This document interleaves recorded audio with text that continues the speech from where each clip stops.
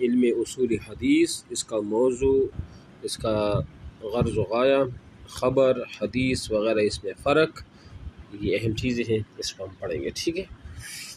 اچھا جی، آج ہے اصول حدیث کی ابتدائی جو بحث ہے وہ اس علم کا،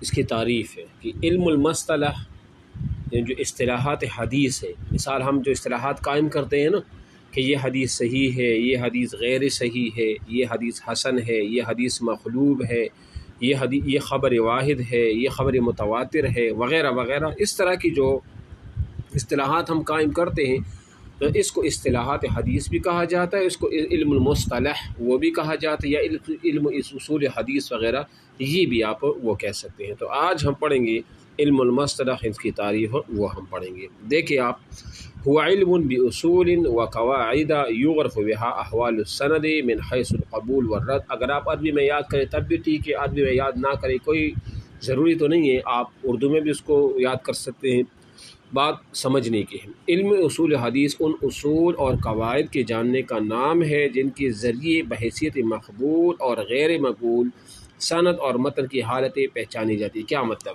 یعنی علم حدیث ان اصول اور قواعد کا نام ہے کہ ان اصول اور قواعد کے ذریعے ہم ایک حدیث کی چاہے سند ہو یا چاہے حدیث کی وہ متن ہو جو اس کے مین الفاظ ہوتے ہیں، اس کو ہم کیا کریں، یا تو ہم اس کو قبول کریں یا ہم اس کو کیا کریں، اس کو رد کریں۔ بات سمجھ آ رہی ہے کہ یہ حدیث صحیح ہے سند کے اعتبار سے، متن کے اعتبار سے، تو یہ ان اصول کی بنیاد پر سارا کچھ ہوگا۔ وہ اصول کیا ہوگا؟ وہ اصول جو اصول حدیث والوں نے قائم کی ہے، یہ نیچے ابھی ہم سارا کچھ پڑھیں گے، اسی کو اصول حدیث یا اصول و قواعد وہ کہا جاتا ہے۔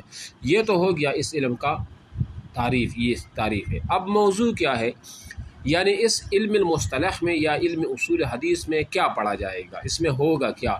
تو اس میں کہتے ہیں کہ السند والمتن من حیث القبول والرد، یعنی سند اور متن قبول اور رد کے اعتبار سے، کہ کون سی سند قابل قبول ہوگی اور کون سی متن قابل قبول ہوگی یا غیر قابل قبول ہوگی، اسی سے ریلیٹڈ جو ہے نا وہ باتیں ہوگی اس اصول حدیث کے اندر۔ تو اس کا جو موضوع ہے وہ متن ہے اور سند ہے، کس اعتبار سے؟ رد اور قبولیت کے اعتبار سے، یہ اس کا موضوع ہو گیا۔ ثمرہ کیا ہے، اس کا مقصد کیا ہے، غرض و غایہ اس کا کیا ہے، وہی بتا رہے ہیں کہ تمیز الصحیح من السقیم من الاحادیث، کہ صحیح احادیث کو ہم غیر صحیح سے ہم کیا کریں، الگ کریں، جدا کریں، سپریٹ کریں، تو یہ اس کا غرض و غایہ ہے۔ اسی علم المصطلح کا مقصد یہی ہے کہ ہم صحیح کو غیر صحیح سے کیا کریں، جدا کریں۔ یہ بات تو یہاں تک سب کلیئر ہو گئی اور آپ کو سمجھ آ بھی چکا ہوگا، ٹھیک ہے۔ اب آ جاتے ہیں حدیث کی تعریف کیا، حدیث کسے کہا جاتا ہے اور خبر کسے کہتے ہیں اور اثر کسے کہتے ہیں، یہ انتہائی امپورٹنٹ بحثیں ہیں ابتدائی طور پر۔ تو دیکھو نا، حدیث کسے کہا جاتا ہے، آسان سی، حدیث کا جو اس لغوی معنی ہے نا، حدیث قدیم کی ضد ہے، حدیث ہر جدید چیز کو کہا جاتا ہے، جو نیا چیز ہو نا اس کو کیا کہا جاتا ہے، حدیث کہا جاتا ہے، ٹھیک ہے۔ یہ لغوی اعتبار سے ہے۔ جو اس کی اصطلاحی معنی ہے، تو اصطلاحی معنی بھی انتہائی آسان ہے کہ کل ما اضیف الی النبی صلی اللہ علیہ وسلم من قول او فعل او تقریر او صفت یقال له الحدیث، یعنی ہر وہ قول و فعل یا کوئی تقریر جس کی نسبت آپ علیہ السلام کی طرف کی جائے نا، وہ حدیث ہے۔ مثال میں نے کہا کہ آپ علیہ السلام نے فرمایا تو یہ حدیث ہے۔ مثال میں نے کہا کہ آپ علیہ السلام نے اس طرح عمل کیا تو یہ حدیث ہے۔ مثال کے طور پر آپ علیہ السلام کے سامنے کسی صحابی نے ایسا کچھ عمل کیا اور آپ علیہ السلام نے اس کو کچھ نہ کہا تو یہ حدیث ہے۔ یہ سارے کے سارے کیا ہوں گے، حدیث ہے۔ نام الگ ہے، حدیث قولی ہے، فعلی ہے، تقریری ہے، وغیرہ وغیرہ، ٹھیک ہے۔ اچھا جی، یہ تو ہو گئی حدیث کی۔ اب خبر کی جو ہے نا وہ تعریف کیا ہے، خبر کسے کہا جاتا ہے، اس میں فرق بھی آپ کو بتائیں گے کہ خبر میں اور حدیث میں کیا فرق ہے، یا پھر خبر اور اثر میں فرق کیا ہے۔ یہ فرق بھی انتہائی آسان ہے، آپ سمجھ لیں گے اس کو آسانی کے ساتھ۔ خبر کیسے کہتے ہیں؟ دیکھو، خبر کا معنی ہے خبر دینا، تو اس کی جمع اخبار آ جاتی ہے، اور اصطلاح میں اس کی تین اقوال ہیں۔ کتنے ہیں؟ تین ہیں۔ نمبر ایک یہ ہے کہ یہ حدیث کے مرادف ہے، جو حدیث کا معنی ہم نے بیان کر دیا سیم ٹو سیم وہی معنی کس کا بھی ہے، خبر کا بھی ہے۔ بھائی یہ بات تو ختم ہو گئی۔ جو دوسرا معنی ہے نا، یہ کہتا ہے کہ یہ حدیث کی معائر ہے۔ معائر کا معنی حدیث کا اپوزٹ ہے۔ اس کا مقصد یہ ہوا کہ حدیث ہر اس قول و فعل کو کہا جاتا ہے جس کی نسبت آپ علیہ السلام کی طرف کی گئی ہو، اور خبر جو ہے جو آپ علیہ السلام کے علاوہ کسی کا قول ہونا تو اس کو خبر کہا جائے گا۔ یہ کیا ہے؟ یہ دوسرا نمبر ہے۔ بات سمجھ آ رہی ہے آپ کو؟ ہاں جی۔ یہ بھی ہو گئی ہے۔ اور تیسرا اس میں قول یہ ہے کہ خبر لفظ جو حدیث ہے نا، خبر لفظ حدیث سے عام ہے۔ خبر کیا ہے؟ لفظ حدیث ہے، یعنی خبر جو ہے چاہے آپ علیہ السلام کی اقوال ہو یا آپ علیہ السلام کے علاوہ کسی صحابی کی اقوال ہو، اس کو خبر کہا جائے گا۔ یعنی آپ علیہ السلام کی اقوال کو بھی اور کسی صحابی کی قول کو بھی خبر کہا جا سکے۔ لیکن حدیث جو ہے وہ کیا ہے؟ وہ عام نہیں ہے، وہ خاص ہے۔ وہ صرف آپ علیہ السلام کے اقوال افعال کو کہا جائے گا، باقی کسی صحابی کسی تابعی کے اقوال افعال کو حدیث نہیں کہا جائے گا۔ یہ بات سمجھ آ گئی آپ کو؟ یہ انتہائی آسان ہے۔ اب اس کے بعد آپ آ جائے اثر پر آ جائے۔ اثر کسے کہتے ہیں؟ اثر کہتے ہیں بقیت الشیء کو، لغوی معنی، یعنی کسی چیز کا جو باقی ماندہ ہوتا ہے نا۔ میری آواز آ رہی ہے؟ اچھا، یعنی کسی چیز کی جو باقی ماندہ حصہ ہوتا ہے اس کو اثر کہا جائے۔ مثال آپ کہیں جا رہے ہیں اور آپ کے قدم کی نشانات جب وہاں پر رہ جاتے ہیں نا تو اس کو بقیت الشیء، اس کو آثار کہا جاتا ہے۔ یہ تو لغوی معنی۔ اصطلاحی معنی کیا ہے؟ یہ کہتے ہیں کہ اصطلاحی معنی بھی اس میں کیا ہے؟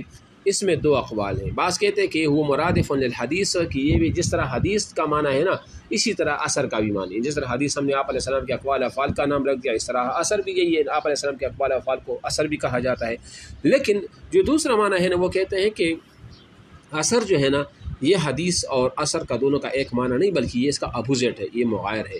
یعنی مطلب یہ ہوا کہ اثر صحابی یا تابعی یا کسی تابعی کا جو قول و فعل ہوگا اس کو اثر کہا جائے گا، اس کو حدیث نہیں کہا جائے گا۔ ٹھیک ہے نا؟ مثال میں کہہ سکتا ہوں کہ یہ آثار صحابہ ہے، کسی صحابی کا قول ہے تو میں یہ نہیں کہتا کہ صحابی کی حدیث ہے، بلکہ میں یہ کہوں گا کہ یہ کسی صحابی کا اثر ہے۔ بات سمجھ آ گیا؟ اچھا جی، اب آپ آ جائیں الاسناد پر۔ سند کسے کہتے ہیں اور متن کسے کہتے ہیں؟ انتہائی اہم ہے یہ بھی، ان چیزوں کو ذہن میں رکھ لیا کرے۔ ٹھیک ہے، سند کسے کہتے ہیں؟ میں ایک آسان معنی اس کا آپ کو بتا دیتا ہوں کہ سند کو اصطلاحی معنی اس کا جو آپ نے یاد کرنا ہے وہ کیا ہے؟ سلسلۃ الرجال الموصلۃ للمتن وهو بهذا المعنى مرادف للسند۔ جی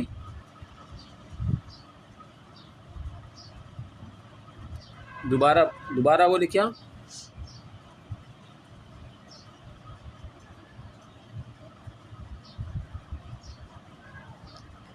کس میں؟ اثر؟ نہیں، اثر اور خبر کی نہیں، اثر اور حدیث کی درمیان وہ فرق ہے نا۔